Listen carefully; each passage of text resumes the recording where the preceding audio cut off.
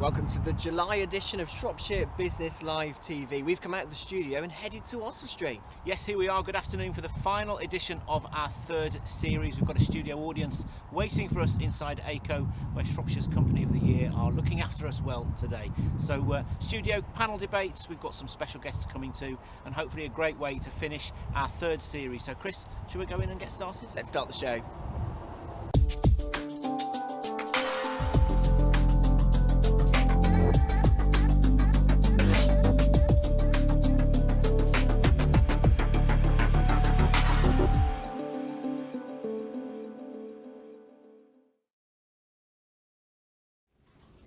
Hello, good afternoon and welcome to Aico in Oswestry for a live edition of Shropshire Business Live TV, our July show in front of a studio audience.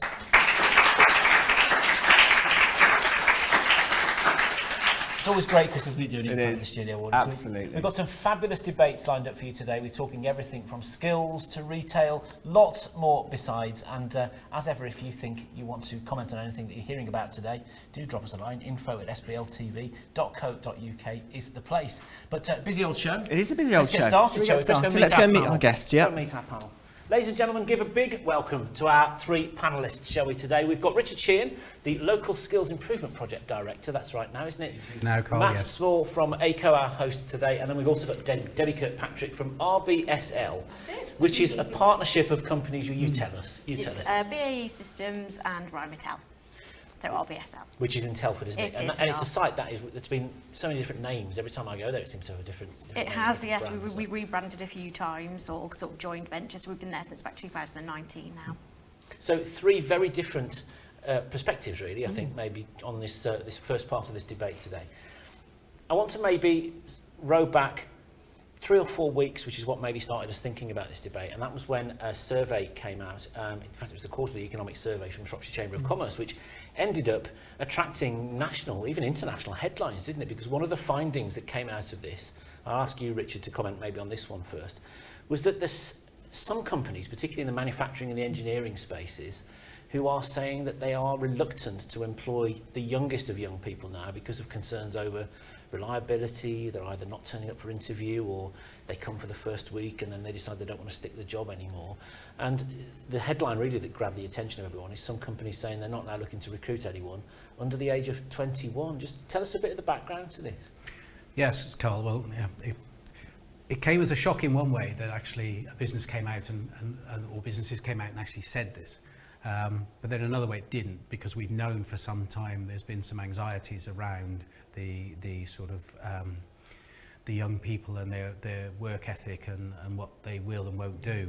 And so, yeah, it was quite disappointing, I think, to see it highlighted. But in another way, I think it's really important that it is, because we can do something about it, or we can certainly try.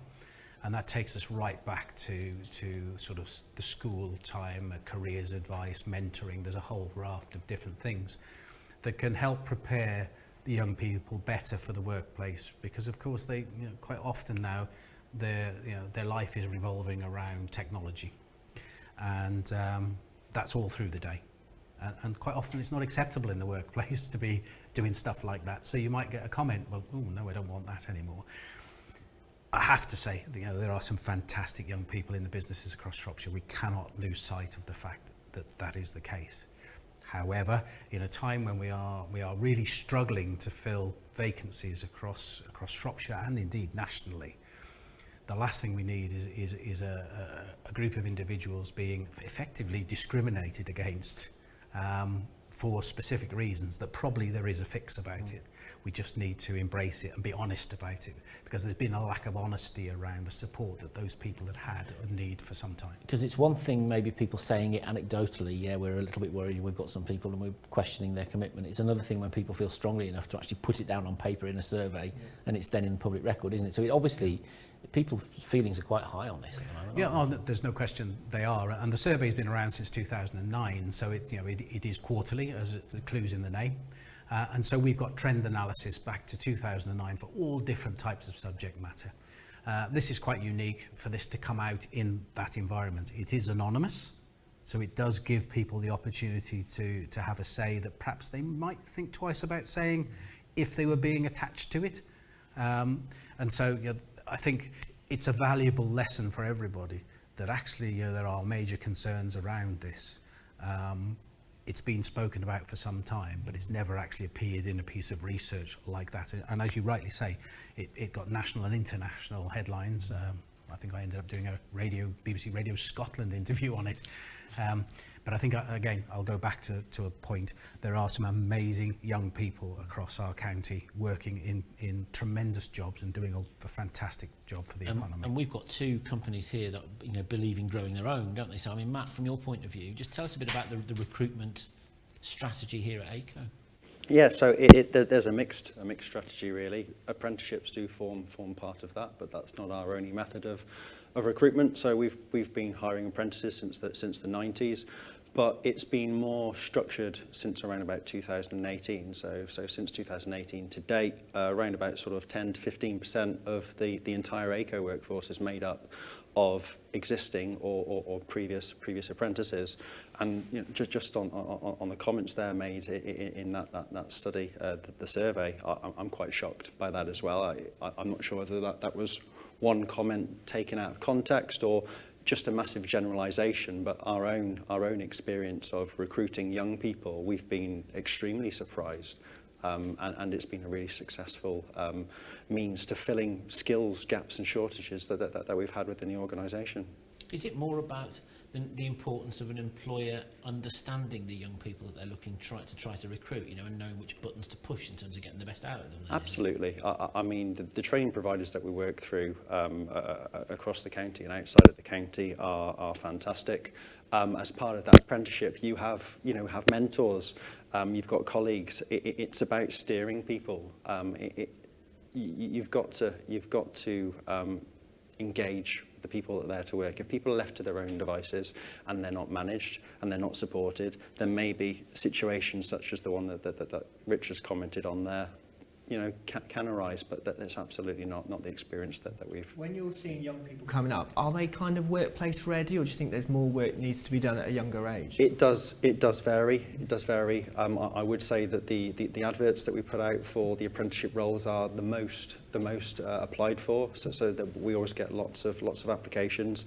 There is a real mix with the candidates that come in. So there are clearly some schools that are preparing, schools and colleges rather, that are preparing candidates for that interview, for the research, and that they're absolutely fantastic to interview. And as with any other role and non-apprenticeship roles, there will always be those candidates that aren't, but it is improving. More work still needs to be done. Yeah. We've got a lot of engagement with schools and colleges across the county. We're heavily invested in mock interviews, in employment ready workshops, and I think that needs to continue. Yeah. And Debbie, you were just saying to me a bit earlier that you've got a busy time at the moment. You've got some new apprentices about to come on stream as well. So much as we did with Matt, tell us a bit about your recruitment from your point of view. Yeah, so we're very similar to yourself. We're very, very lucky that we have high volume for recruitment for our business, but I think that's a lot to do with the outreach we do in the local area. So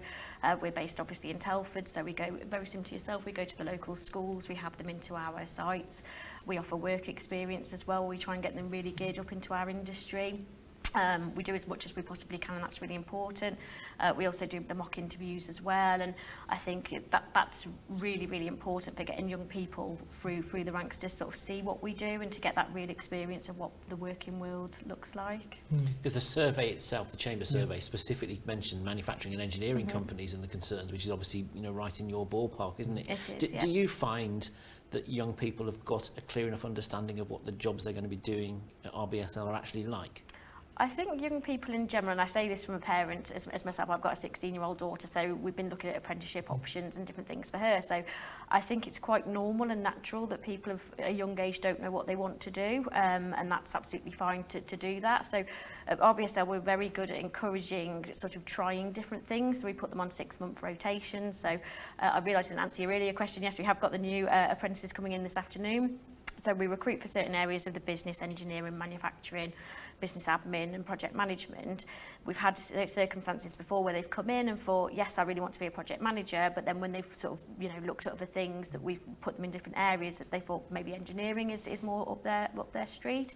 So it's about being fluid really and letting them kind of make their own pathway. And, I have the same conversations with my daughter that, you probably might start somewhere. It's good experience. It might not be where you spend the rest of your working life, but that's okay. And I think it's all about getting that experience and making sure they've got the tools to be able to do that. And at RBSL, we're very passionate about making sure that we talk to them, we invest in them, we want them to stay with us at the end of their apprenticeship. So, it's important that we make sure we I remember when I was leaving school, it's so difficult to try and think about, you might want to know what career you're going to go into. I was interested in media.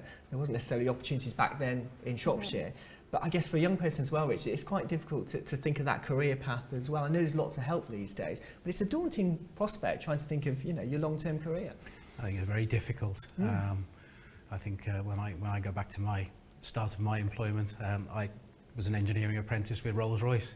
And in those days, it was a case of, well, you're going to go to this one or that one. That was it, yeah. and that was your choice. But there's so much awareness now of all the different roles within business. And of course, the roles in business today are probably quite often will be very different in 12 months' time. Yes. And in 24 months' time, there's probably a load going to appear that actually don't even exist yet. Yeah, things are changing, aren't they? So So quick. it is extraordinarily difficult. And I think the other thing we have to understand is in a rural community like we are, the logistics of moving around are quite difficult. So in Telford particularly, you do have a public transport structure. Okay, not the best, but it's darn sight better than market towns and others. And a lot of young people don't have access to their own transport. They either can't afford a car or they just haven't got one.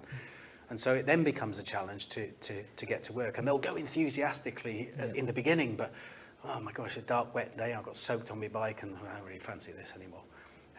So I think there's a lot of barriers that we have to be aware of and overcome. And I think it's really important as well that I just emphasise, this is a response to a survey. This is not the voice of the chamber, and this is not the opinion of the chamber or me.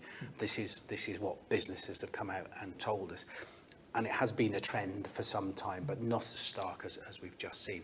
But yeah, I think the careers side of things now is a real challenge. I think the educational establishments are very much geared towards academic achievement. There has been some shift towards some careers work and with the Careers and Enterprise Company and others, but it's not sufficient because the array of opportunity is vast, and the skills that you need to achieve what you might aspire to, there needs to be a very clear and precise delivery of information and guidance around that as well. What about the idea of flexible working as well? I mean, Matt, young people, do they want, demand, expect, need flexible working, home working, hybrid working to get them engaged? I think it varies.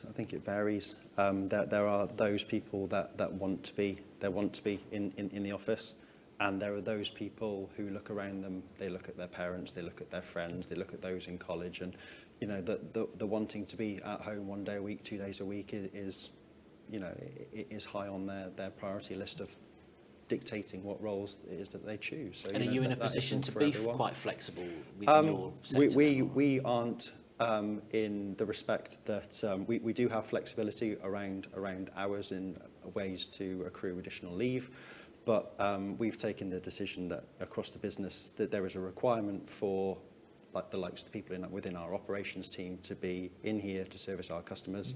So we've taken the consistent approach that all teams will be here consistently 5 days a week. So that's not for everyone, completely appreciate that, but that's the decision that we've taken. And we've got two businesses here that are both expanding businesses, and you're looking to recruit on a fairly regular basis, aren't you? Are you still finding, Matt, able to find the people that you need? We are, yes, we are, yeah. So I think some of the points that Richard made there with regards to sort of transport links, which is interesting. that is quite a difficult one for younger people. Owning a car is expensive for one, but secondly, you can't drive a car until you're 17, and then you've gone through the cost of learning to drive a car. So when we've had people apply for roles, they've got here and we've asked them how are they going to be able to reliably commute to the office 4 days a week and 1 day a week to Shrewsbury, where likely they probably have to attend college or possibly Telford. And that then becomes problematic. But, So where are people coming from to work at Aico at the moment, the younger people? Predominantly, we've got sort of a 15-mile sort of commutable distance. I would say for the younger people, some of the older people live Shrewsbury, Wrexham, a little bit further afield. Yeah. But yeah, the cost of commuting has been it's increasing expensive with as well, isn't it? increasing Especially fuel, bus fares and train fares and things like that, you know. And Oswestry, not connected with a train station. You've got to go to Gobowen. So that is another hindrance, isn't it, really? It is. And then the bus links that tie in with the train timetables doesn't necessarily get you to where you want. So you have to go into the centre of town to then get on a different bus to then bring you down to the industrial estate that doesn't necessarily come past where we are. So it's complicated. So that there does need to be a joining up of infrastructure, education, recruitment for people to be able to reliably. See, Debbie, you don't know how lucky you are being in Telford, do you? You don't have in terms of, from your point of view, I mean, RBSL, you've been in the headlines the last few months, won some pretty exciting contracts as well. So, and some of those, I imagine, involve quite specialist jobs, don't they? So are you still finding it?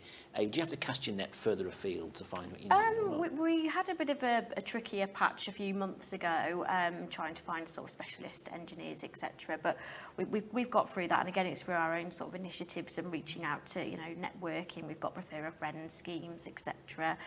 We're quite lucky because we offer hybrid working, so we offer that to our apprentices as well. So that helps us cast the net a little bit wider as well. So it's depending on where they're going. Some come in, you know, twice a week, some come in 3 days a week, some only come in once a week. It just depends on sort of its different roles and what's required and how often they need to come in. So we're quite lucky on that aspect. Is that something that you're finding younger people particularly are asking for or expect then, or are they delighted when you tell them that that's what you offer anyway? I think when we first came back from COVID, everyone sort of had this rush. They wanted to come back into the office. So you had half that didn't want to come in because they were used to being at home and enjoyed being at home, and the other half who were just desperate to be around people. So with the apprentices, we say the first 6 months they have to be on site full time to build that element of trust as well, because obviously, you know, unfortunately there are people in the world that will, you know, break that trust and won't use the hybrid working correctly. So once we know that they know, you know, what they're doing and they're happy and that they're supported, then we offer that hybrid working. Some still come into the office all of the time and want to be around people and learn as much as they can. And I think, you know, some of the apprentices are quite young, so it's important they have that maturity from others to learn.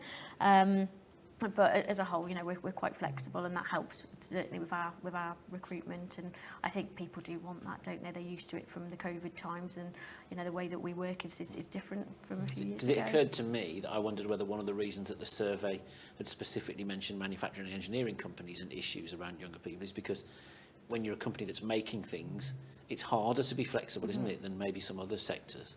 Yeah, I mean, sort of the manufacturer, we work on a 4-day week, which is so even the apprentices are on a 4-day week, so that's a really good selling point for us as well on the operations side. So they work slightly longer in the week, but then obviously have Fridays off. So again, it's, you know, it's always changing, and I think because of all the work that we do out in the community, people have got a real buzz to come into us, hopefully. So we've just had a recent work experience weeks, which went really, really well, and they're already contacting me now, when are you opening for your vacancies for next year's apprenticeship. So we are very, very lucky, but that's because of the hard work that the team put in to make sure that we get that option. You were mentioning there about work experience. I know Aico, we've just run a story on Shropshire Live on our business pages about how, you know, your work experience placements. Over 20 have taken part in work experience here recently, haven't they?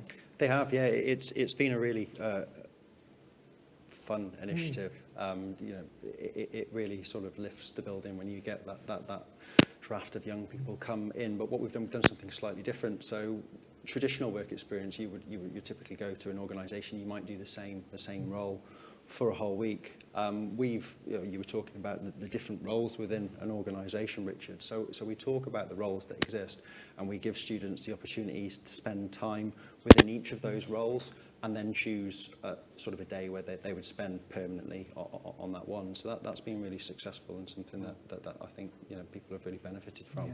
Because you don't necessarily know. You might know that you know you want to work, I don't know, in a finance team, and actually you spend that day in the finance team, you spend a day, you know, in the customer service team on the phone, or in the technical team, or in the marketing team, or, you know, behind a studio desk, and actually your whole outlook completely changes, and you decide that you want to do something completely different. So yeah, it's been interesting, and we take that feedback and we look to improve what we do. Anybody got any questions for any of our panellists before we keep going? No, we're all right so far.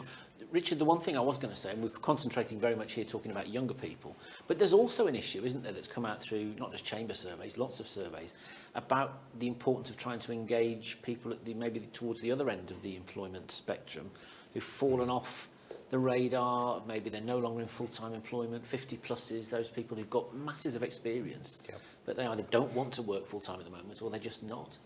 Engaging with them is just as important, isn't it? Very much so, yes, and as if by magic, we are working on a feasibility study at the moment to try and coordinate a link between businesses and this marketplace of effectively untapped talent that is out there.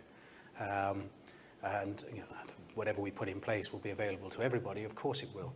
But there are a vast number of people who changed their relationship with the workplace through COVID for varying reasons, and have taken decisions to stay away from the workplace, join the black economy and wash cars and cut lawns or whatever the case may be. But there's a lot of people out there with a great experience and terrific skill sets that need and could be tempted back into the workplace. The research that we're doing is showing that people aged, and some of it would be no surprise, but people aged between 50 and 59 are more likely still to be carrying a fairly significant debt.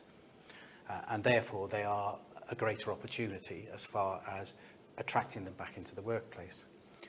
But it's also quite interesting when we look at some of the other research that's come through to us, where, for example, the average age of an HR department employee is 30.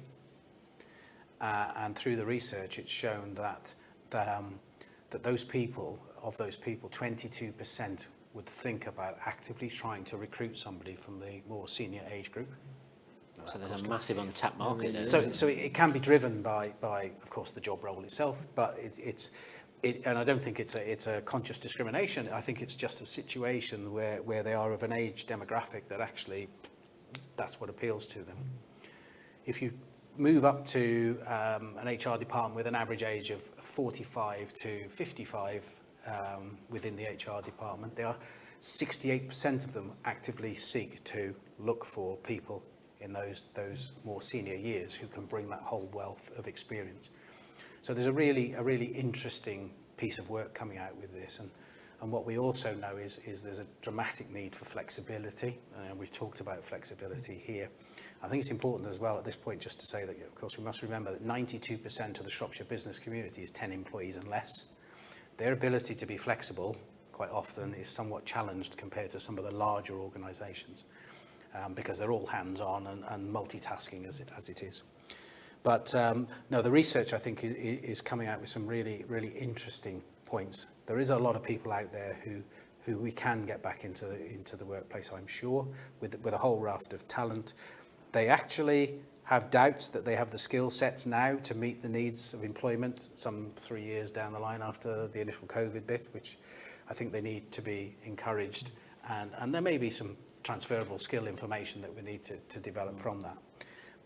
But it is a really important piece of work because we have so many businesses who are just so short of people still. And you know, there's the two solutions. You either work with what you've got and improve it, upskill it rapidly, or you find new recruits. And you know, this talent pool is out there. It's hard to reach because it's actually what I would term off-grid. You know, it's not. They don't claim benefits. They're kind of doing their own thing. They're not advocates of too much social media. That's come through. We found 25% of people in those age demographics are on Instagram. 22% are on Facebook. So whilst that's an opportunity, there's a whole lot that somehow we have to find them. And I think what we've learned is there's community groups out there that these people are involved with or participate in. And it's engaging with those community groups, trying to get that word of mouth. So word of mouth is the most important thing, isn't it? It's a really strong message. You know, if somebody comes along and says, "Come and work for Aico because I do and they're great," that's a great endorsement. And Debbie, I mean, you know, from a manufacturing and engineering point of view, keeping skills that people have learnt through the decades to pass down to the next generation, I've heard many times when I've spoken to employers, is seen as so important. But then I guess as well with some of the things that you're doing, technology is coming forward in such leaps and bounds that the kind of role that somebody who's a 50-something would be doing compared to the equivalent young person today it's like a car mechanic, isn't it? You know, you plug a diagnostic into a car now instead of knowing what every little bit does. Where are you on the sort of, you know, the older employees and their roles? We have apprentices from all walks of life, to be honest, all different age groups. We don't specify sort of, you know, age for apprenticeships. We've had some more mature apprentices come through recently because they want to retrain and, you know, can't afford to go back to university because they have families or, you know, other commitments, so that they come through the apprenticeship route. So we have that quite a lot, and we're very, very open to that. I think it's looking at people as a whole, not, you know, not just the age, and, you know, like you said, they bring different sort of maturity levels, and we just make sure that, you know, everyone's welcome, really. Well, thank you very much indeed for your thoughts. Lots of food for thought there, but on the whole, lots of positives still, and it's important to talk up the positive side of the employment of young people in the workplace, isn't it? Yeah. Richard, Matt, Debbie, thank you very much. Can we say thank you very much to our panellists? We'll take a quick break now. I'll be back in a couple of minutes.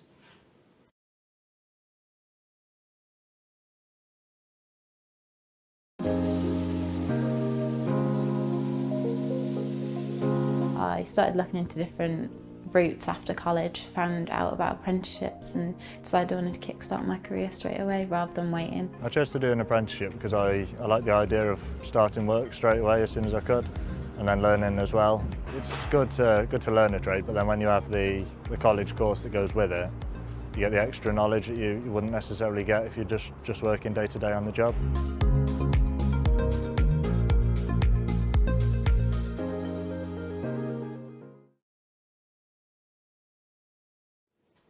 Welcome back to Shropshire Business Live TV. We are live here from Aico in Oswestry with our studio audience. Say hello, folks. They're very polite this afternoon. They only do it when they're invited. Now, earlier this week, I went around Telford on a little bit of a roadshow with the team from Morris Property to find out about some of the many commercial property developments they've got going on, one of which was quite a poignant journey back to one of my former employers. Take a look.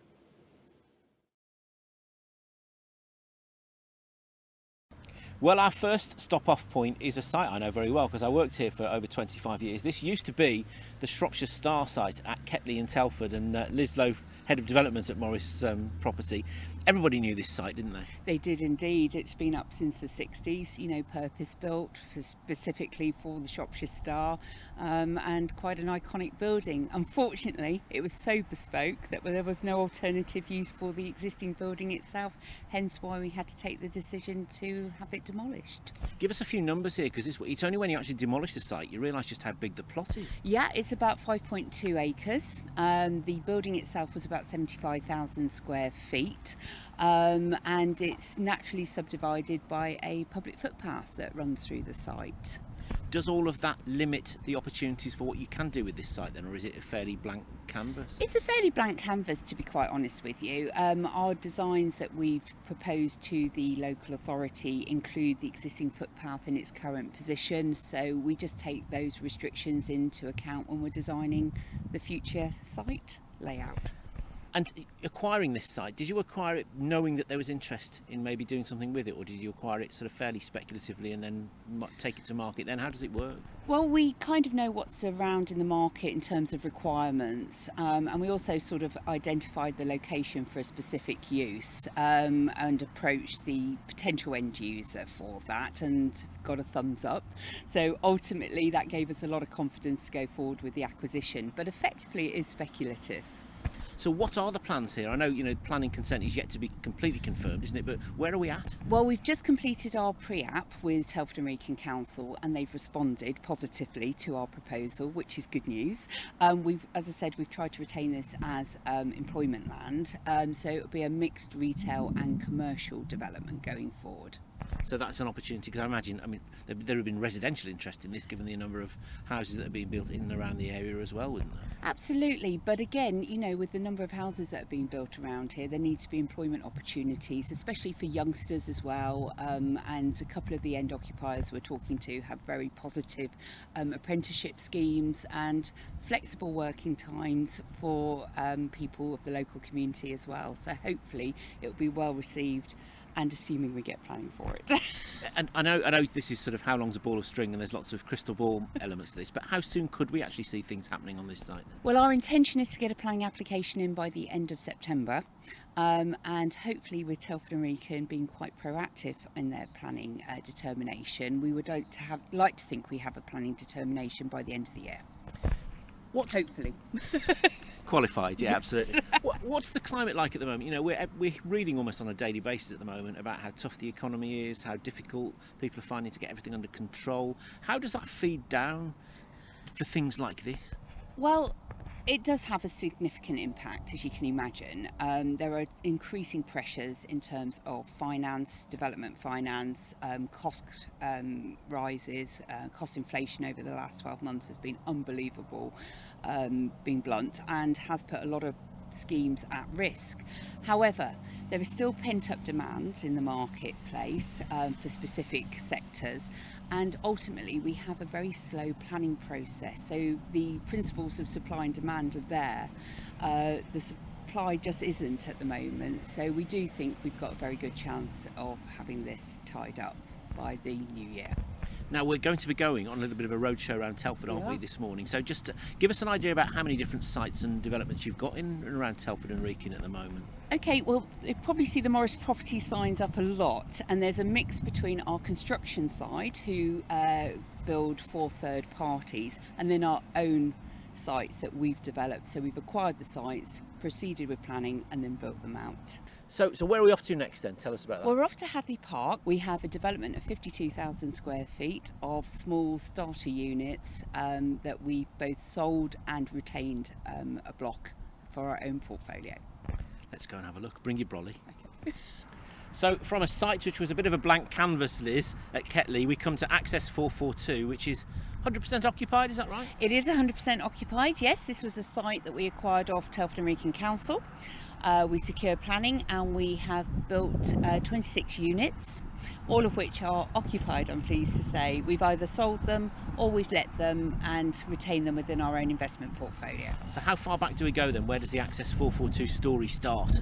It goes back to about 2018. Unfortunately, we hit COVID halfway through construction, which delayed us slightly in bringing it forward, but we were lucky enough to actually sell a lot of these units off plan and to owner-occupiers nearby that have expanded, such as Telford Reprographics behind us, who had relocated from just over the road. And Access 442, named presumably because of its convenient access to the road. Absolutely, keep it simple. It was directly on the A442 and just worked perfectly as quite a nice title for the estate. Had you already got then quite a few companies that were interested in this before COVID, and then everything sort of timeline shifted, and then did it all come good, you know, as you'd hope, but just with a different bit of a delay, really? Well, we'd identified a gap in the market for smaller units, so we did build this out speculatively. But of course, as soon as you get planning, you start talking to occupiers, because once you've got planning, you've got a timeline then which you can give occupiers, because you know how long the construction period is going to take. So you've got a mix on here then, really, what, of new companies that have expanded from previous Telford bases, companies that are coming from outside the town as well? Yeah, I mean, basically it's quite a mix. There's quite a few occupiers that wanted to buy their own property, so they'd been renting from other landlords or Telford and Wrekin Council.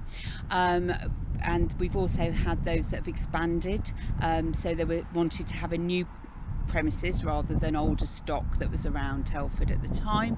And then we've had new companies move in, such as James Hargreaves, who've just expanded into the area. The north of Telford has seen a particularly busy time, hasn't it, for new development, business development, over the last 5-6 years? Yeah, well, I think with Telford and Wrekin pump priming Horton Wood effectively just behind us, you know, this was traditionally agricultural land, and so in the last 5 to 6 years, you know, it's really expanded, mainly due to the pent-up demand in the local marketplace. What sort of size units have we got here then? What would be the largest, the smallest? So effectively we started units at 1,500 square feet, and then we went up to about 15.5. However, probably the largest unit from a single occupier is about 8,000 square feet. I guess part of the beauty of a site like this is it's a bit of a jigsaw puzzle, and you can break things up, you can move things around. Absolutely. We built it with maximum flexibility so that we could adapt to occupiers' demands as and when they came along. Shall we go and have a wander? Indeed. So Liz, give us a few names then of some of the companies we've got here. Okay, we've got Architectural Aluminium, Heaven, Absolute Collagen, Motus, and we have Universal Pack as well that make the little sachets for your tomato ketchup and HP sauce. So proper variety. And Indeed, yeah. And we've got a local plumber here who's going to talk to us, haven't we? Absolutely. James Hargreave have moved in earlier this year. Let's go and have a look at him. Okay. So we found Russell Pengelly here from James Hargreaves. Tell us a bit about the business here and why you came and how it's going. Well, we're a plumbing and heating merchants. We basically started up north and we're expanding throughout the UK. I rang them up and asked them if they wanted a branch in Telford, and they came down, interviewed me and said yes, if you can find the right premises. We came down here, we found this premises. It's got brilliant access to everywhere in Telford, plus easy access to the motorway, which is great for us. As you can see, it's very well kept and looked after. It's locked at night, which is good for us. It's got security cameras, which is brilliant. The main road there, which is like a traffic jam at night, people can see across to the showroom. So we thought we'd set up, give it a go, and so far it's going in the right direction. How long have you been here for now then? We more or less set up last October, but we started trading in January. So we're in our first year, and so far we're doing quite well. And the guys seem to have already figured out where we are. The postcode's been a little bit of a problem because it doesn't bring them here, but eventually it will. And the guys finding out where we are. There's lovely facilities at the end, nice pub at the end. There's the Greg's there. So the lads can grab hold of a butty, come in and use our coffee machine, buy the stuff. So it's all working well for us at the moment. So you'd summarise by saying you reckon you made the right choice coming here then? Definitely the right choice. As far as I'm concerned, it's the best location in Telford for a plumbers merchant. So we're happy. Thank you very much, sir. No problem. So we've come across the other side of the A442 now to Paragon Point, and Liz, this is a slightly different kind of development, isn't it, for Morris? Yeah, this showcases our sort of development arm effectively, whereby we acquired the site, built out a 37,000 square foot unit, let it to CEL and then sold it as an investment, because we're always on the lookout for more land locally.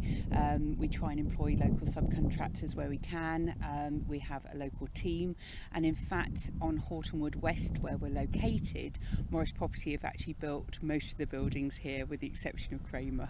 And in all seriousness, the amount of jobs that this does create for the local building industry is not insignificant, is it? No, absolutely. And as I said, we try and retain and use local subcontractors, professional teams that are local Shropshire based, so we do try and keep it local. So is there much left to develop still at Hortonwood in this area? At Hortonwood West, no, but at Hortonwood there are a couple more plots that the council have to dispose of. Well, let's finish our trip now by going to Hortonwood 45, where I know there's lots of possibilities there, isn't there? Indeed, that's our latest site that we've acquired. And it's over there and the sun's shining, so we're going the right way. Let's go before it rains. Let's go.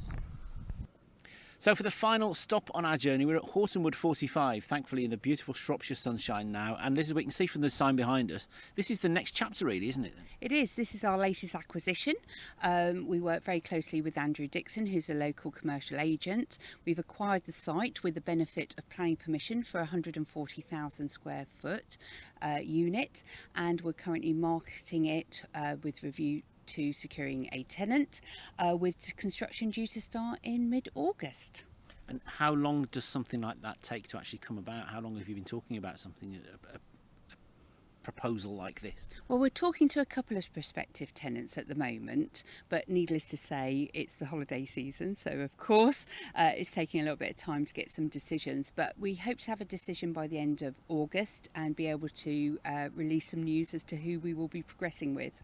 We talked a bit earlier, didn't we, about the importance of providing local jobs for contractors with a lot of the construction work, but working with local agents as well is another key part of what you do, isn't it? Absolutely, building up local relationships with all the key commercial agents in Telford and Shrewsbury has been paramount to our success. They provide an integral part of the process, and obviously we work within the West Midlands as well to a greater extent. And is one of the nice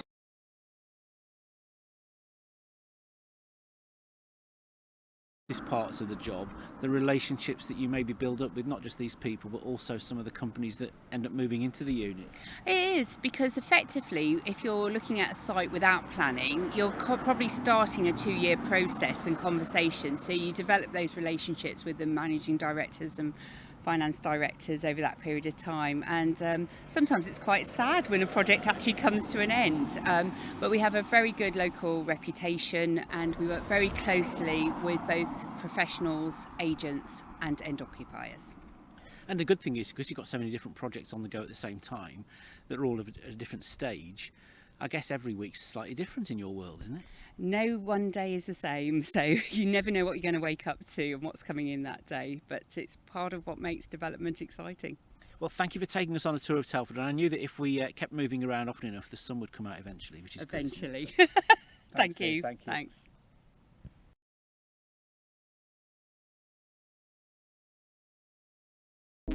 Three individual sensors: optical, heat, and carbon monoxide, combined in one alarm for the ultimate fire and CO response. Introducing the EI3030, the next evolution in home life safety. Maximising coverage, whilst making installation simpler, easier and future-proof with the Easy Fit base. The EI3030 multi-sensor fire and carbon monoxide alarm is available to order now. Safety first. Aico first.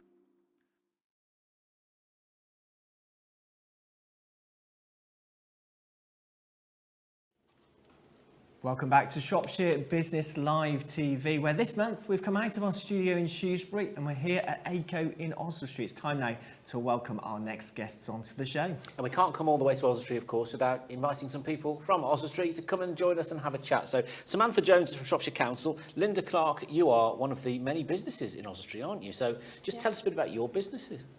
Okay, so my business is called Fat Rabbit, and it's a cafe in Oswestry. So we've been open since 2016, and as I said, we're all plant-based. And yeah, we're open 6 days a week, 9 till 4. We do some evenings, we do corporate, we do weddings, outside catering, all sorts of things, but all plant-based. So you've been through quite a journey then. You sort of just you get onto your feet, then COVID happens, and you're in an area, you know, where you targeting the hospitality sector, which got really affected by that. Absolutely, yeah, it's been quite exciting, quite kind of challenging, and yeah, 7 years later we're still here, which is fantastic. But the good news is you are one of the businesses that's benefited from this High Street Heritage Action Zone project, which Sam is a Shropshire Council initiative, isn't it? So yeah, so it's quite a tongue twister, isn't it, to that's get your head around. That's why I had to check it on my piece of paper. And after 2.5 years, I still get it wrong. So yeah, so it was a project that was initiated by the Historic England. So it's actually a government scheme, and it's now part of their levelling up agenda. So we were one of 68 schemes across the country that were lucky enough to get funding from them to carry out a heritage-led regeneration project within the town centre. And it really is about kind of celebrating the uniqueness of your town, what makes it different and special to every other town that's in the county. And we're just about to enter our last 6 months of the project, so it's a really great time to kind of see now what we have achieved across the town, and helping businesses to recover from COVID. As well, so we mustn't forget, as you say, that happened at the start of the project. And Oswestry is a really amazing town. It's full of so many independent shops that it's been able to ride, I think, the COVID kind of wave really well.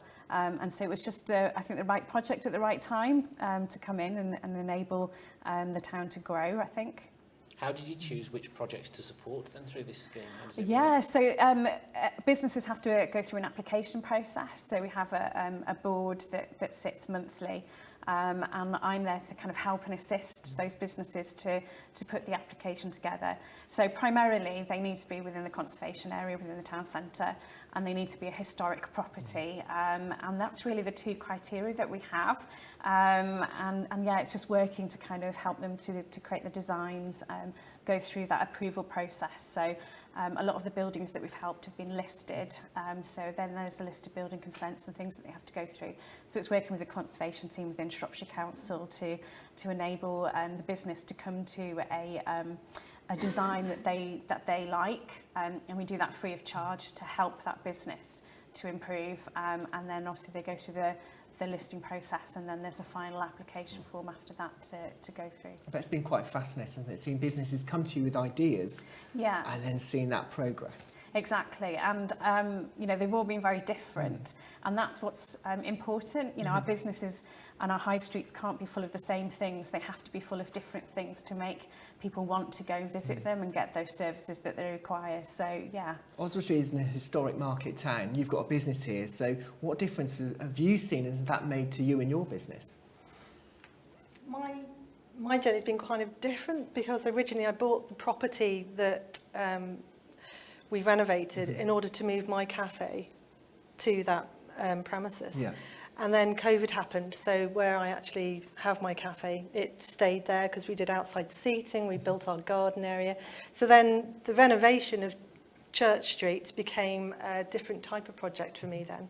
And it's taken me from being a business owner to then actually being a landlord and you know, project manager for building renovation. So it's been completely different. I couldn't have done it without Sam, and you know, the house team have been absolutely amazing. But so yeah, it's grown me as a business person really. So I've gone from, you know, being a, you know, limited, you know, kind of just doing my thing to, you know, expanding my kind of range of skills. Well, and as Richard was saying in the last panel debate, 92% of businesses in Shropshire are small businesses, aren't they? Where you're expected to be the managing director, the finance director, the marketing director, everything, aren't you? So being able to get, you know, a helping hand coming into your business. Yeah. Well, I mean, you tell me, what difference does that make? I think just initially, I bought the property thinking it would be quite an easy process and then quite quickly realised what I'd taken on. And at that point, I had a period of a few months thinking, oh, what am I going to do actually? I don't know why. I don't know whether financially I've got the skills, whether I've got the kind of, you know, the ability to do this. And at that point, the house fund became apparent, and also through Oswestry bid, which were really helpful as well. They contacted me and they were kind of, this is coming up, you can apply for this. So there was then the constant stream of emails back and forth between myself and Sam. Can I apply for this? What do I do with this? I've already got some architect's plans. What do I do with this? So yeah, it was incredible. It wouldn't have happened otherwise. It was the right time for you then, wasn't it, at that point? Completely, yeah. Financially, looking back on what was spent and what we had to do for that particular premises, it literally had no shop front when I bought it. It was boarded up, so it had a complete shop front put in, and it's a Grade 2 listed building. You know, so all of that wouldn't have happened without brings its own challenge. Paperwork, isn't it? Listed building. You think there's a lot of loops to jump through there, isn't there? Yes and no. It's about managing change whenever, you know, you've got a historic building really. So you know, we don't like to say if it's listed, you know, please don't, you know, be scared about it. It does frighten some people. Yeah, it does, but it isn't. It's about just managing that change, yes, making sure that we don't lose that character, because that's what's special, isn't it? And that's what people want to come and see. You know, we don't want modern shop fronts really. We want something that, you know, as a visitor, we want something that's something kind of historic and characterful. So as part of this project, does it also involve, as well as supporting specific businesses, are you able to spend some of the money on the broader infrastructure of the town? Yeah, so the project is delivered through the Future Oswestry Group. So that's the kind of partnership that exists between Shropshire Council, Oswestry Town Council and Oswestry Bid. And so they had been working for a number of years on a master plan, and so some of the things were highlighted within that master plan. So through the HAS we were able to implement some of that. So as we sort of said, it's an economic-led, it's a heritage-led economic regeneration project. So it's grants to businesses for bringing empty units back into use, and that can be on the ground floor or on the upper floors, so we can bring accommodation back into the town centre. It's about reinstating historic shop fronts, but also it was about creating a sense of place. So there was a public realm project, and so what we looked at was 4 historic alleyways within the town centre. So we did consultation work in the town centre with the consultants, and from that we kind of got a wish list of things that public wanted to happen. So some of the alleyways that we've done up, it's simple things like improving the surfacing that people are walking on. It's putting plants and things in there to create nice senses of place. We've got some metalwork elements that will be coming in as well to kind of showcase and create gateways into those alleyways. There are businesses on those alleyways, so hopefully the footfall now is increased on those alleyways because people want to go down and visit them. One of the alleyways had a really bad issue with bins, so big dumpsters for businesses. Which are big these days, aren't they? They are. We need them, but they don't exactly. look And best, historic properties, they haven't been designed to have a bin store. No. So, you know, this alleyway has become a bin store. But what it does is it creates an alleyway that people don't want to go down because they're scared and frightened that people might be hiding behind them and things like that. So what we've been able to do is we will be installing a bin store. And so all the bins can go in there. It's out of the alleyway. It's decluttered it, it's made it more approachable and nice to walk down. And then we've got our flagship project that we will be taking forward with Oswestry Town Council. So they've just purchased, obviously, Lloyd Mansion, the most iconic building within the town centre. And so we will be using some of the funds now to sort of do survey work so we can understand what needs to happen in the building, but more importantly then do the repair and restoration work to the building to secure its future. That's quite a long-term thing. It is, yeah. So we're working with Historic England to unlock funding there to enable that work to happen. But it is Grade 1 listed, which means it's in the top 2% of listed buildings in the country. So it's on a par with Buckingham Palace, you know, the Tower of London and all of that kind of thing. No pressure then. No, but what it is, it makes it really special, and we should be Yes. shouting about that and celebrating it, you know, and making it a building that will survive the next, you know, 400 or 500 years.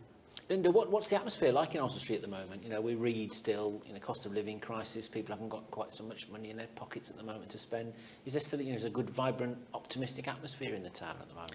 I think so. You know, partly, you know, with the schemes that have gone on, it's nice for people to see buildings being, you know, rejuvenated and opening back up again and businesses moving in. I mean, there's always some shops shut, there's always some shops, you know, kind of closing and opening. That's just the nature of business, isn't it, in high streets? But I personally think it's quite vibrant. There's a good cafe culture. There's lots of independent shops, independent bookshops, retail.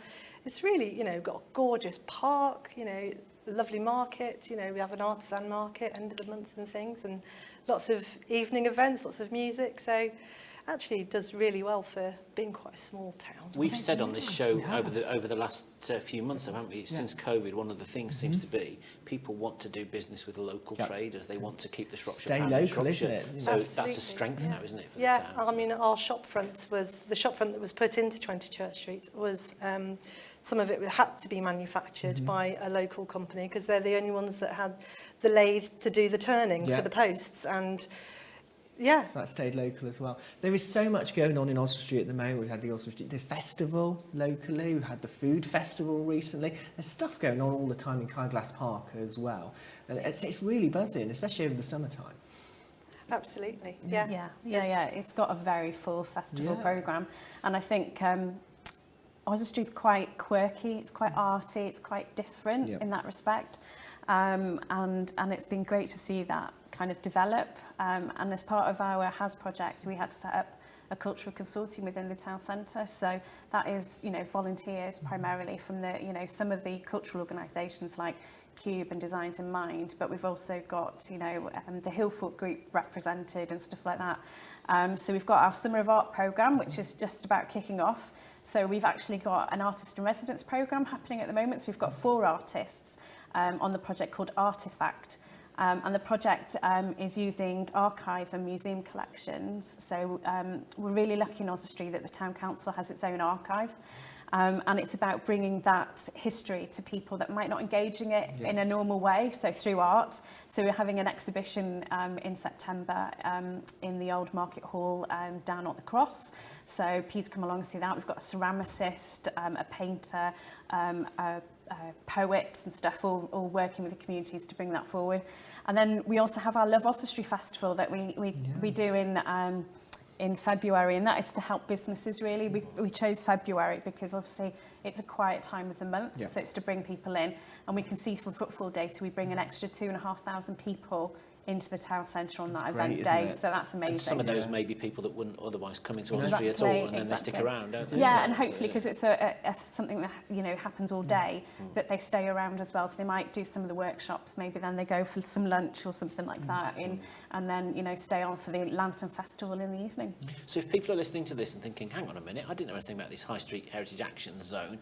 Have they missed the boat? Is it too late to get involved? Will you be doing it again? It is now, because we've only got 6 months left, unfortunately, but we're also being fully subscribed. We could have run this project again quite easily, I think, from the numbers. But at the end of the day, we've created 11 new accommodation units. We've improved 19 shop fronts. And we've obviously done the alleyway work and the flagship work, and we've brought back into use 5 retail units. So that's for 2.5 years during COVID, that project happened in COVID as well. That's a massive success, I think, for the town. So yeah, it's kind of over in Oswestry in that sense. But is it something that could be rolled out to other Shropshire market towns? Yeah, so that's what we're doing now. Is we're in conversations with the other market towns in North Shropshire about potentially similar scheme happening there. So we're looking at funding options at the moment and got applications in for that. But then hopefully, if we can replicate it across North Shropshire, we can do it across the whole of the county. So we're doing an evaluation process at the moment, and we can learn our lessons from that and hopefully streamline it. But I think there will continually to be a shopfront scheme within Oswestry, and that's because Oswestry Town Council are looking to use some of their precepts to continue the scheme.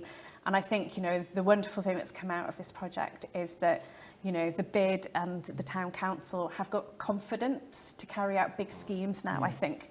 And I think businesses as well. So when we tot up all the money at the end, I think probably it's about a £2 million scheme, and that includes business, investment as well. So it's been quite an amazing scheme, I think. Well, let's give Linda the last word then. So if this scheme comes to a doorstep near you, a business premises near you, why should people apply? I think for me, it's I managed to do something that I would never have dreamed of doing, and I don't know whether I'd have been able to achieve it without the help that was there. But from where I was 5 years ago to where I am now as a business owner, it's transformed what I thought I'd be able to do, definitely. And I think one of the things that we've been able to do, a pound in the pocket is really precious at the moment, isn't it? And the big thing that you have is your curb appeal. That's your selling thing, isn't it? And I think your shop front is that first thing that people see. So I think that's why the project's been successful, I think. Absolutely. Sam, Linda, thank you very much. Let's say congratulations and thank you to our panellists.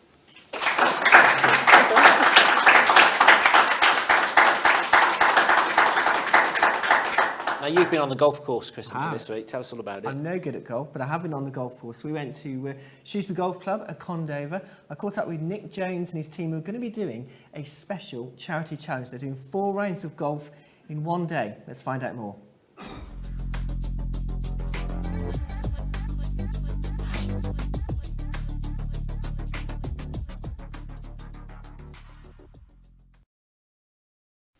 Well, this month I've come out of the studio. Nick, where have you brought us to? We are at Shrewsbury Golf Club, Condover. And why are we here? We're here, I'm wondering that now as I'm looking at the clouds. You wouldn't think it was July, would you? No, but there you go. No, flaming July. Yeah, we're here because this is where we're going to be finishing off our Marathon Golf Challenge on Friday the 4th of August, which is only a week on Friday. It's not long to go, so tell us then about the challenge. Okay, so for Prostate Cancer UK, we have a logo. The guys organise every year and teams volunteer to do it themselves on their own backyard. And we've got 2 rounds at 18 holes at Millbrace, followed by 2 rounds of 18 holes here, all on the same day. So starting at 5:20 in the morning, daylight, and hopefully finishing before it goes dark that evening. So we'll be sitting here, hopefully celebrating in a couple of weeks' time. So that's a bit of a challenge then, isn't it, Sean? Yeah, it's definitely going to be a big challenge. I mean, 18 holes would normally take about 4 hours, so we're talking nearly 16 hours here, hopefully. Hopefully we'll be able to get some time back because we're trying to do it quickly, but also we want to play some good golf as well. So yeah, we'll see how we're going to get on, aren't we? You're pushing it there, aren't you? Yeah. So Adam, how many games of golf have you played maximum in a day? 1 or 2? I've only ever played 2 rounds. We had a bit of training on Friday actually to see more for timescales really, to see how long 2 rounds would take. We're pretty confident that we'll be okay with the daylight hours we've got, but yeah, 2 rounds was challenging enough, so 4 rounds is going to be a different kettle of fish. So you've had a bit of a practice already then, Nick? Yeah, and it's about the logistics, and it's about taking enough time to have a proper shot, so you're not spending loads of time looking for a lost ball, because again, it's all on the clock, isn't it? So an extra second on the tee is going to be saving a few minutes looking for things that go missing. And then it's the logistics, where we're driving to, where we're eating, how many times we're changing socks, because there's a Facebook page of other people that have done it across the country, and the feedback's invaluable. So the things that they find are problems, they're things that we wouldn't even think about. You know, where are you eating, and what are you doing, and how are you getting from one hole to another, and how long do you spend looking for a ball? That's another question. That is a good question. So what's the success rate then, if you're looking at this Facebook page, seeing other people talking about it? Most people are managing to do it. Some people struggle either early on or after the 3rd round, so they're in the middle of the 4th round and then they struggle, and physically they're not quite there. Either they haven't hydrated enough. Some of the guys did it on some nice weather days. We might be doing it in the rain, looking at the forecast for next Friday, which again, that's just tiring and not as much fun. It's going to be fun though, because we're going to have a laugh. Steve Oliver, our 4th team member, is actually on holiday camping at the moment, so he's getting used to the rain and wet weather gear. So our thoughts are with him at the moment, but I'm sure he's going to watch this on Thursday as it goes out live.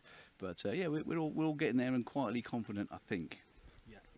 Yeah, I mean, we're all quite competitive people as well, which is really good. So we've also set up a few little things to keep our brains engaged, really. So we've set up little fines as well. So all go into a good cause. But I think we said if we go into a bunker, it's £1. We're throwing that in. Any lost balls. So yeah, it's all going to a great cause. But again, with 3 great people as well at my side, which is good.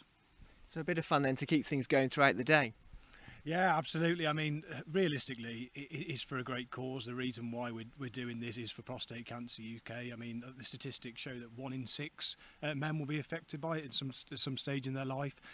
So for us, ultimately, that's why we're doing it. But to have fun along the way is an added bonus. Well, listen, guys, good luck with the challenge. If someone wants to sponsor you, how can they do that? We have a page. It's bit.ly/Throg Golf, and it's a capital T, so THROGGOLF. But hopefully it'll be on the screen as well as we're talking. We will. We'll put it on the screen. So what else is going on then in the world of finance at the moment? What's the big headlines? Big headlines. There's always something going on, isn't there? The constant, since I've been doing it into 2004 with St James's Place, it's just changed. There's always something new going on. We were with a client this morning, a review meeting, and they said, what happens if Labour gets in? How long have you got? What might happen? And there's a lot of conjecture. There's a lot of people saying, well, they're going to do this, they're not going to do that, they're going to change all this. We're used to it, and having good advice is crucial, because everyone's in a slightly different personal situation. Things will need tweaking, no doubt. There will be changes. There'll be changes to people's circumstances, and it's just keeping that constant dialogue to make sure you're doing the right thing at the right time. If you're drawing down money, that's another thing. If you're investing for the future, that's another thing. We have clients looking to sell businesses, and now is quite a good time at the moment. It seems to be some good valuations coming through, and working with good accountants to get the books looking the right shape, whether it's an internal sale or an external sale. It's quite a vibrant market, but how much is enough is a really critical question. And once people know how much they can afford to sell for, then they can make some big decisions. And now's a great time, because hopefully people are managing to get some breaks in over the summer, and spending time with loved ones, and maybe wanting to spend more time with loved ones and spend some time doing things other than work. And it's a lot of business owners tell me they're lucky when they get a break, and they just don't want to think about work when they're not at work. But others never switch off. So it's healthier to get some proper time in the diary and free your mind a little bit, really. So as you said then, advice, asking questions, that's always the key thing. Massively, yeah, and everyone's in different circumstances. Not everyone's got an advisor they can trust. A lot of people have retired. A lot of people have trusted advisors who are now no longer around. So finding somebody local but qualified, not the expert at the bar that we talk about most months. Actually, somebody that knows what they're on about and has got some insurance if it goes wrong, because lots of things get rich quick. They're probably too good to be true, and you're going to lose money.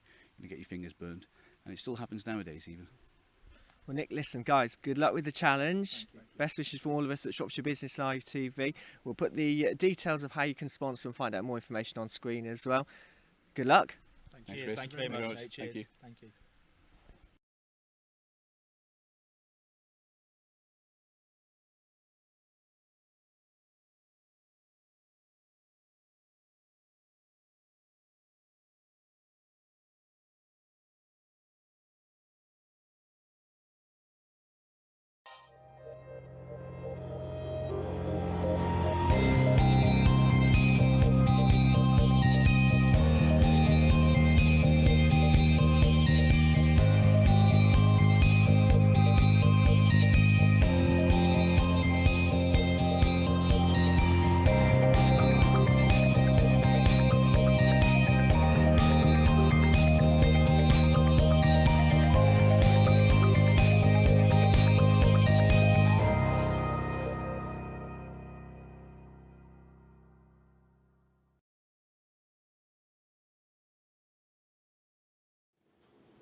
Welcome back to Shropshire Business Live TV, the final edition of our third series, can you believe? We're here live from Aico in Oswestry today, who've been the fabulous hosts. And so it's time now to meet members of the community team. Jane Pritchard, she's a regular on the show, aren't you? And a new arrival to your community team, Jane. So introduce your newcomer to us. Yeah, so this is Laura, which you obviously can speak to Laura. But yeah, she's going to be joining us on the community team. Lily, who you know, is unfortunately leaving us, going off to university, which we're obviously really pleased for doing a degree that she's always wanted to do. So yeah, so a little bit of a swap around, and yeah, Laura's going to be working with me and Ryan. So Laura, you're new to the community team, but you're not new to Aico, are you? No, I'm new to the community team. Well, new. I've been with Aico for 7 years, over 7 years now. We do volunteering days and some helping CSR. So it's not new. It's a very nice thing to do. So you're looking forward to it? Yeah. I do very much. Yeah. Well, I know from whenever we talk to Jane, and we spoke to Lily lots of times as well, there's always so much going on in your community team. You have juggling so many different things all at the same time, aren't you? Give us a flavour of what you've got on at the moment. Yeah, well, we've just had our fundraising festival, and it was really successful. We were so pleased. The weather wasn't on our side, which doesn't seem to be the case at the moment. I know. Yeah, but we were really lucky. We had almost 600 people attend. That's brilliant. And we sold over 700 tickets in total. So all that money is still gone to the charities. We had lots of tent cover, so we were actually You have to plan for it eventually. Yeah, we thought it'd be shade, but it was actually to get people out the rain. And remind us who you were raising funds for that. So it was the Movement Centre, based at Gabowen, so a children's charity that support children with movement disabilities, and also Little Stars, based in Shrewsbury, who use our facilities for their storage. So yeah, but what they're doing for families across Shropshire is fantastic. So we really wanted to support those two children's charities and raise as much money as we can. In the school summer holidays, you now presumably you have lots of children coming here, don't you, as well? So. Yes, well, it's usually, before the holidays, we've had lots of work experience, which you've talked about earlier in the show. So that's been really interesting. So following school visits finishing, we looked at what we could do in the summer holidays, and we've got our summer club. So that's for children year 5 and 6, so 10, 11-year-olds. So we've actually got 40 applications. Is there 40? So 40, yeah. So the last week in August, we wanted to target like year 6 children, so those children that are transitioning into secondary education, give them something to look forward to in the last week of the summer holidays. Loads of fun activities going on. It's supported by SYA, Shropshire Youth Association. So they're going to be delivering lots of fun activities, sporting events outside, arts and crafts. We're looking to hopefully go to the leisure centre in Oswestry as well, which should be great. So yeah, it's all sort of, Aico have managed to fund it all. So yeah, we're really excited What's about great, Laura, about Aico is that you do open up your facilities here to get the community in and doing projects like this. Yes, it's very nice that you can see, especially the kids coming over, enjoying all the building. We're showing them around all the departments.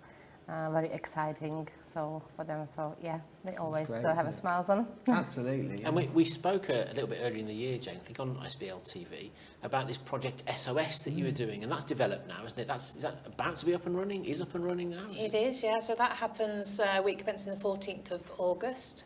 So very busy August.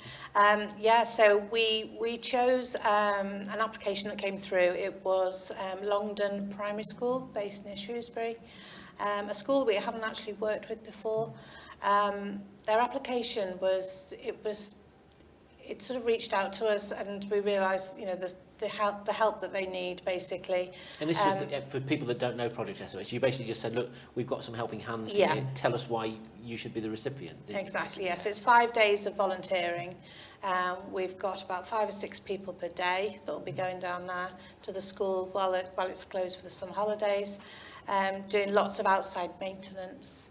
They don't have a caretaker. They don't have any funding for a caretaker. So the teachers and parents are trying to do these jobs around the school, and it's a task, isn't it, yeah. really? Yeah. That's some manpower then that you're offering. Yeah, it is, and so we'll be painting fences and nothing too challenging. But yeah, just making it all nice for when they go back in September. Was it a difficult task then, choosing who you were going to support? It was, because we had quite a few schools that did actually apply, and very similar circumstances, as well as a few community groups. But children has been our focus this year, but it is. We always give support to children, but this year has really been, we want to focus on how we can support children across Shropshire, and it just seemed to fit nicely with what we're doing. Yeah. And you've got it's Pedal the Borders soon as well, isn't it? Now that's for Lincoln Davis, which this is event HQ for that, isn't it? Is that is that starting to ramp up now as well? It is, September, It's 10th of September, Sunday. So yeah, I'll be here. I'm not cycling it this year. I remember talking, because last year it was ridiculous, one of those hottest days of the year, wasn't it? It was. I did it last year. I think maybe the heat might have put me off. Yeah. So I'm going to be volunteering on the day with Lincoln Davis and helping them set up and supporting all the cyclists. So I'm not sure how the numbers are going on that one. I think it's going pretty well.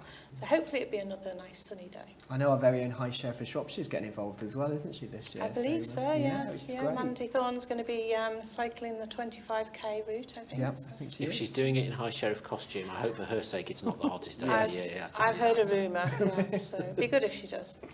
Laura, what are you looking forward to the most in terms of joining the team then? I mean, I don't know, everything really, just to get my hands on, just to be introduced to everything what Jane's doing, get, more involved in everything. Probably the school, the kids, they just, very cute and amazing when they're over here. So yeah. So it's a feel-good job, isn't it? Everybody else enjoys their summer holidays. Presumably all leaves cancelled, the community team in August, isn't it? So one of the busiest times of the year. Managed to sneak 1 week in at the beginning of August. Oh, that's all right. Yeah. How are the chickens, I must ask? They're fine. They're fine. They're still alive and they're still laying eggs, and we're looking after them. Excellent. We'll go and say hello to them a little Yeah, later before we definitely. leave. We will. Great to see you. Thank you so much for hosting us as well today. It's really appreciated. Yeah, you're Thank welcome. you. Thank you. Well then. Now then, Chris. Yeah, I went along to Reach. You've been in Shrewsbury this Earlier week. This week, I was speaking to Amelia Reg from Reach. Went along. We had a little chat in their boardroom to find out what they've been up to.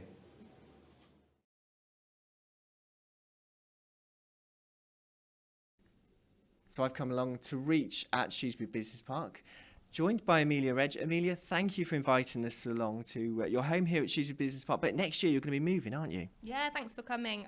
We're hoping to move next year to somewhere a little bit bigger. We're getting a little bit cosy here. But yeah, plans to move next year. Now, this year so far has been a busy year for you. And I know you've done Reach and Reward recently. Tell me a little bit about that. Yeah, so Reach and Reward is our kind of community initiative. Every year we pick kind of a charity of the year. This year we offered £10,000 in marketing, kind of time, resource and support to one local organisation. And we're really pleased to be working with Bright Star. So we've had some great meetings so far with Joe and the team to talk about their big plans for this year and how we can support them. They're actually hoping to move kind of more into the Midlands and have more of a nationwide reach. So we're really excited to be working with them on that.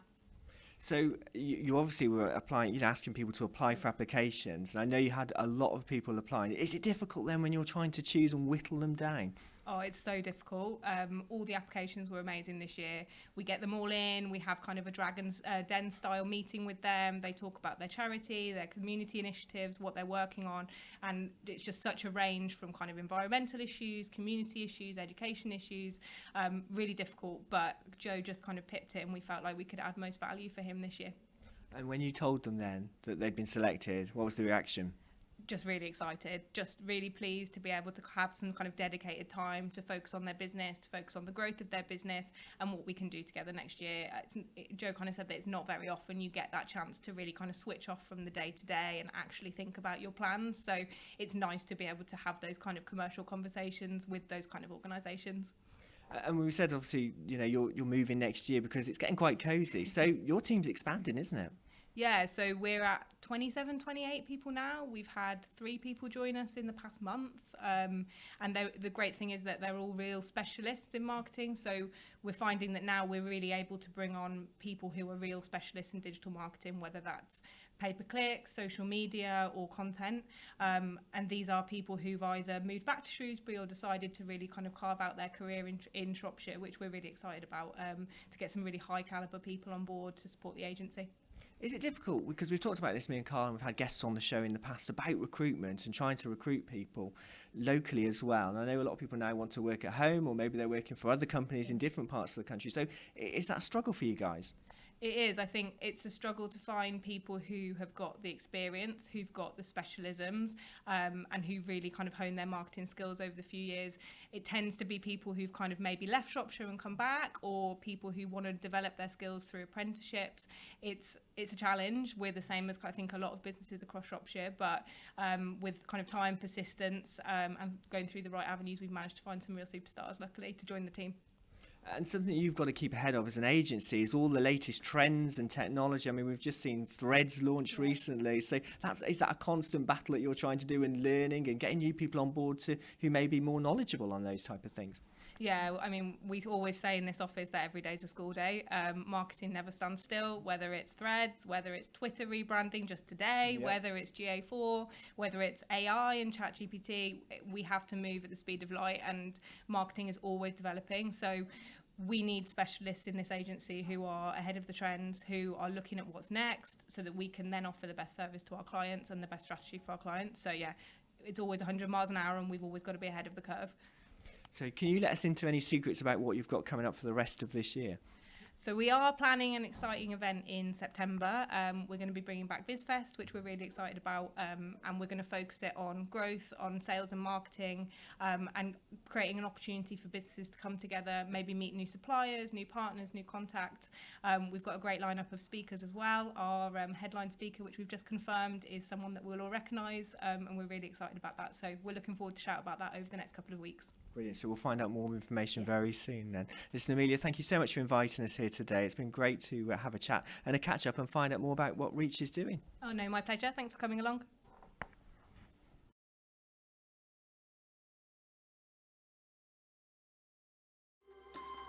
Award-winning news, views and analysis. That's what you get with Shropshire Business Magazine. We celebrate the county's successes, we get the inside stories from our innovators and entrepreneurs, and we cover the big talking points across all corners of the county. We're proud to have been named Midlands Magazine of the Year, and proud too to be a founding partner of Shropshire Business Live TV. Download the latest edition of our magazine from our website right now, and drop us a line to find out how we could be putting your company's story into our headlines.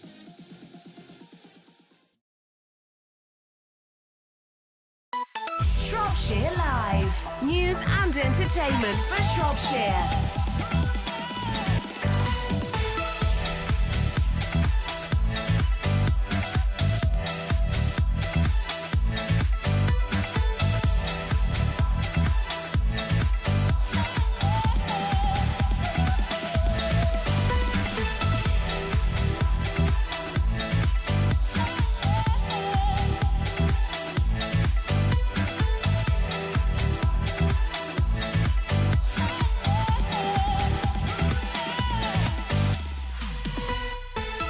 Shropshire Live.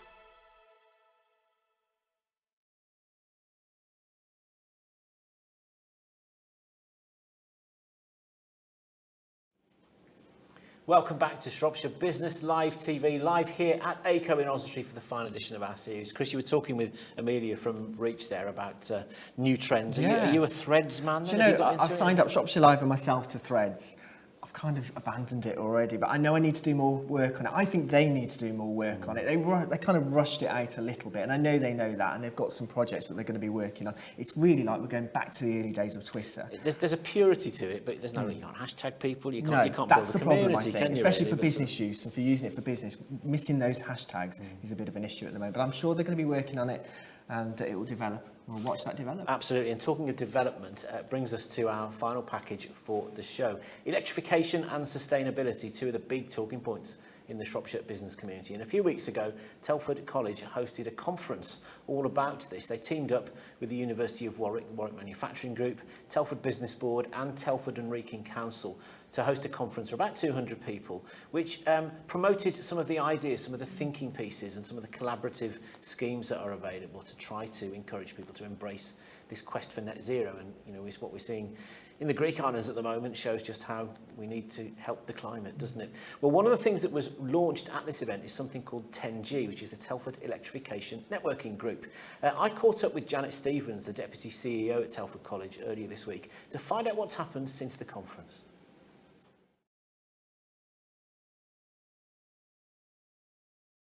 So Janet, a few weeks have passed now since we had the Electrification and Sustainability Conference here at the college and the launch of this Telford Electrification Networking Group. So for people that weren't here, just tell us a bit about the background to it and how it came about.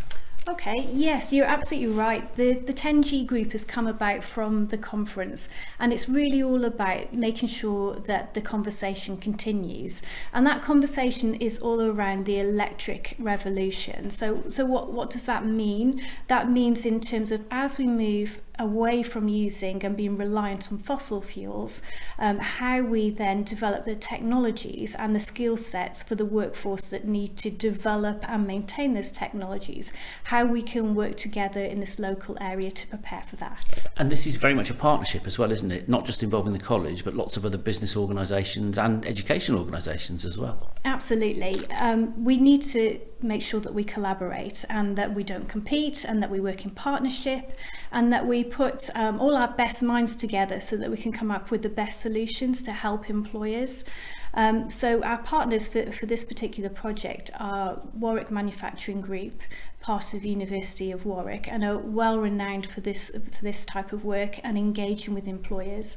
And they are really driving the conversation on the electric revolution and the skill sets that are required for that. But we're also working with Telford Business Board and we're working with Telford and Wrekin Council and then a whole raft of engineering and manufacturing employers based here in Telford and Wrekin.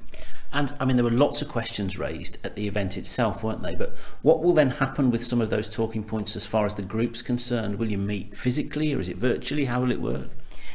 We'd like to meet physically, but appreciate that can't always happen. So we do a hybrid virtual meeting setup as well.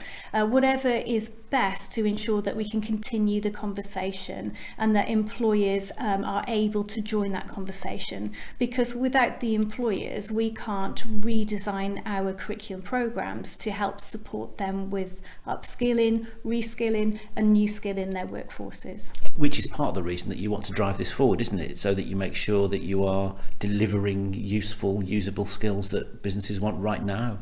Absolutely. I mean, we are experts here at education and curriculum programs, but we're not the industry experts. So for a local factory that needs to prepare for the electric revolution, they need to tell us what they need. We can't just enforce our old-fashioned curriculum onto them. They need to help us and advise us so that we can then help them back and deliver something that is really meaningful for them. And is that already starting to happen since the conference? It is. There's been some really good conversations already, and it's really helping us to get out into the local employer communities and for them to see us as not just a college where perhaps 16 to 19-year-olds come for 2 years and then leave, that we're more than that, that we're here to help them and that we can design programs that will truly upskill their staff and help create a pipeline for their future workforce. So if we've got businesses that are sitting watching this now saying, hang on a minute, I didn't know about this, I want to get involved in this electrification network group, what do they do? They need to go onto our website and then drop us an email or phone us up, or you can even call into college, or you can phone. I mean, there's loads of different ways nowadays to communicate, but the main thing is to make sure that you communicate and come to us, because we would welcome the conversation and involve you in the debate. Look forward to seeing how it progresses. Thank you very much.